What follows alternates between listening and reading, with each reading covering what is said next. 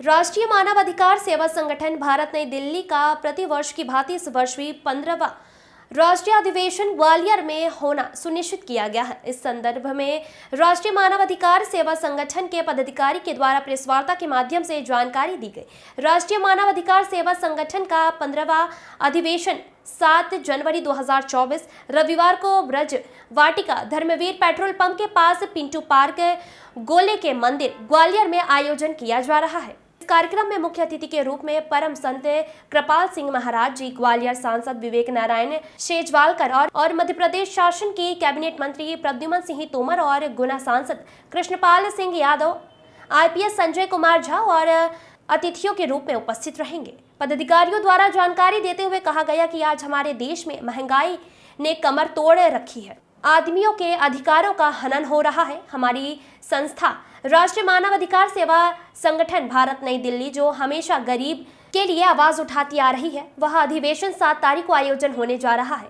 इसमें मध्य प्रदेश के सभी जिले से कम 500 पदाधिकारी अपनी परिस्थिति दर्ज कराएंगे और कार्यक्रम को सफल बनाएंगे। संगठन के पदाधिकारी के द्वारा सभी सदस्यों से विशेष आग्रह किया गया कि आगामी दिनों में होने वाले अधिवेशन में उपस्थित होकर अधिवेशन को सफल बनाएं। पत्रकार वार्ता में मुख्य रूप से मुन्नीलाल शर्मा, अध्यक्ष मानव अधिकार एडवोकेट अशोक शर्मा, उपाध्यक्ष डॉक्टर राजेश शर्मा, प्रमुख सचिव Ramesh Sharma, cooperative society doctor Desikwar Singh, Vijay Singh, Bachchan Lal Sharma, Dheeraj Sharma, Neeraj Sharma आदि संगठन के सदस्य उपस्थित। इस वार्ता आयोजित की गई है, इसका उद्देश्य क्या है?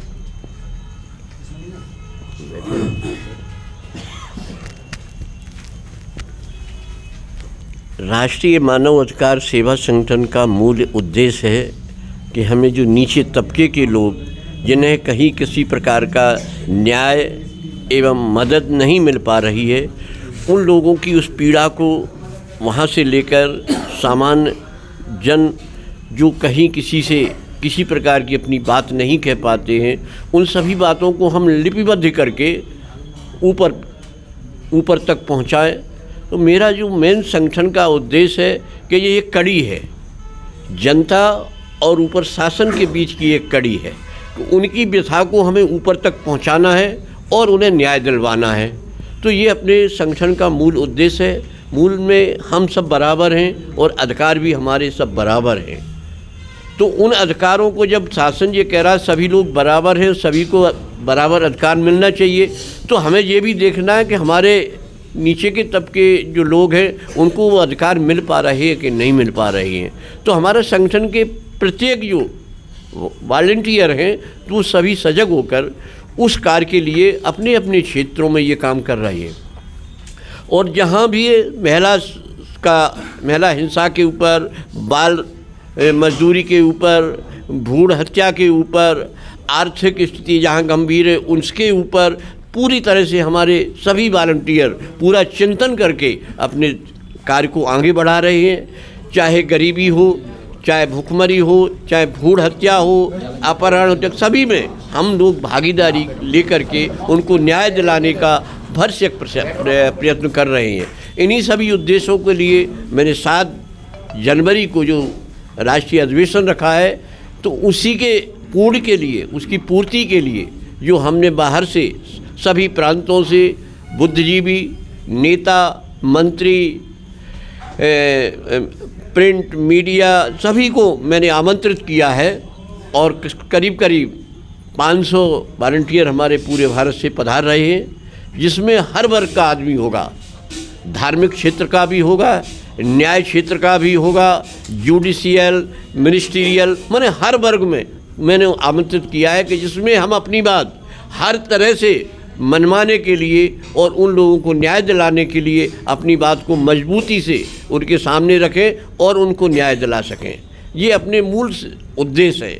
तो हमारा उद्देश्य एक और है कि हमें पहले अपने को सही करना है। 7 तारीख को ये प्रोग्राम कहाँ होगा?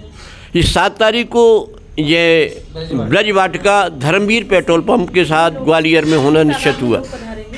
इसमें हमारे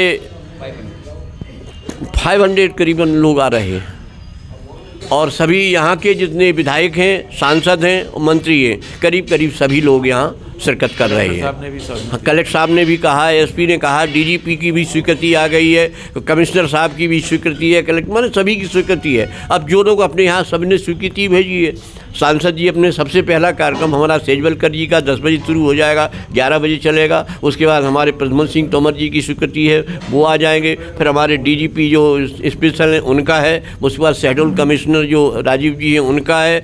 और हमारे कुरुक्षेत्र के जो विश्वगुरु हैं वो भी पधार रहे हैं। और योगीराज महाराज ओरछा धाम वो भी आ रहे हैं। तो इन सभी को मैंने हर क्षेत्र के लिए धर्म की दृष्टि से लोगों को किस तरह से ऊंचे उठाया था, किस प्रकार की उनको सभ्य शिक्षा दी जा सकती है जिससे समाज में सुधार हो, कानून की दृष्टि से किसको क्या मदद दी जा सकती है, उसके लिए कानून वेत्ता सुप्रीम कोर्ट हाई कोर्ट के जो जज हैं वो आ रहे हैं। ग्वालियर मैंने जबलपुर हाई कोर्ट से नेमा साहब पधार रहे हैं, उनकी स्वीकृति आ चुकी है।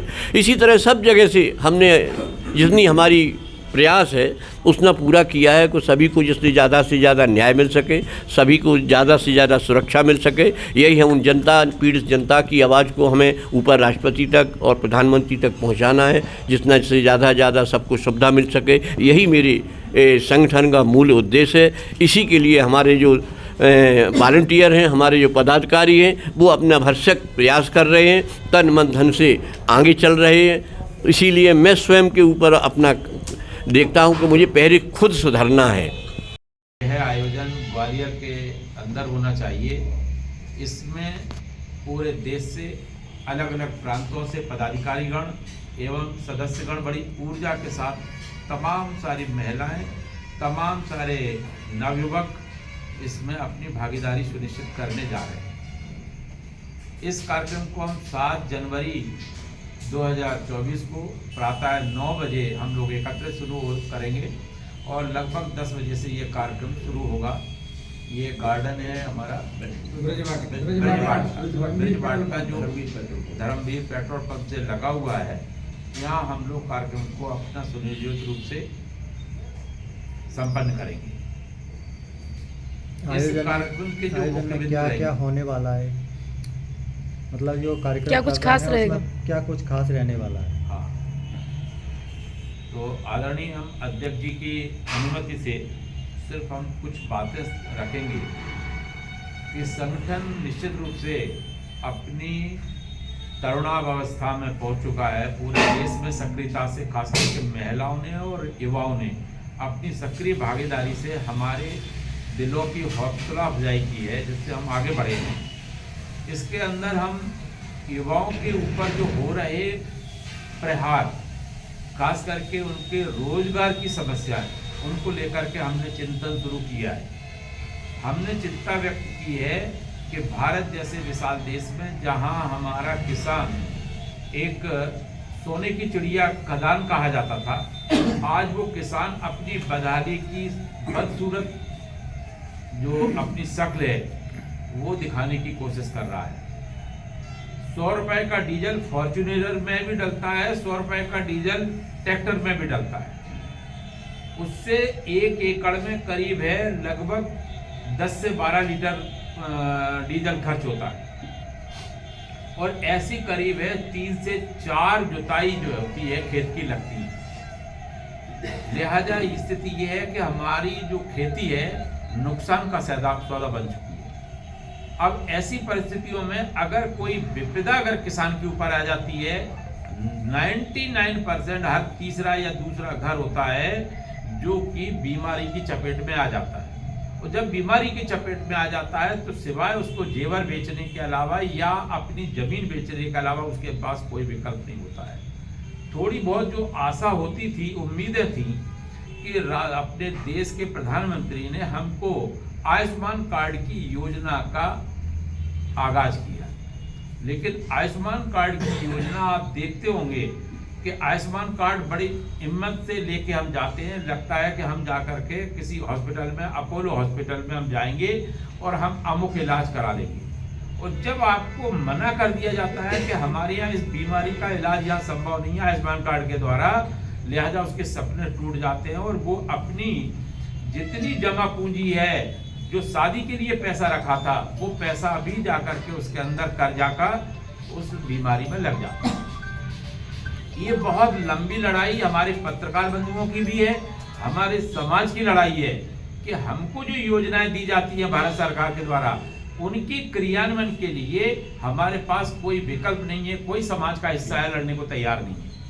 ऐसे में पढ़े लिखा वर्ग है जिसके अंदर तमाम सारे एडवोकेट हमारे साथ में जुड़े हुए हैं राष्ट्रीय मानवाधिकार के तहत, कहते हैं कि राम राज्य की कल्पना तो हम कर सकते हैं, लेकिन राम राज्य की कल्पना के साथ में हम उसको साकार रूप देखने के साथ साथ उनके पदचिन्हों पर नहीं चलना चाहते। दैविक यह आयोजन ग्वालियर के अंदर होना चाहिए। इसमें पूरे देश से अलग अलग प्रांतों से पदाधिकारीगण एवं सदस्यगण बड़ी ऊर्जा के साथ, तमाम सारी महिलाएं, तमाम सारे नवयुवक इसमें अपनी भागीदारी सुनिश्चित करने जा रहे हैं। इस कार्यक्रम को हम 7 जनवरी 2024 को प्रातः 9 बजे हम लोग एकत्रित शुरू करेंगे और लगभग 10 बजे से ये कार्यक्रम शुरू होगा। ये गार्डन है हमारा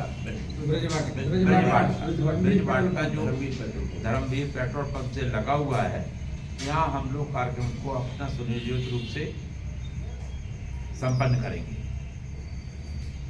इस कार्यक्रम के जो आयोजन में क्या क्या होने वाला है, मतलब जो कार्यक्रम क्या कुछ खास रहेगा, क्या कुछ खास रहने वाला है? हाँ, तो आदरणीय हम अध्यक्ष जी की अनुमति से सिर्फ हम कुछ बातें रखेंगे कि संगठन निश्चित रूप से अपनी तरुणावस्था में पहुंच चुका है। पूरे देश में सक्रियता से, खासकर के महिलाओं ने और युवाओं ने अपनी सक्रिय भागीदारी से हमारे दिलों की हौसला अफजाई की है, जिससे हम आगे बढ़े हैं।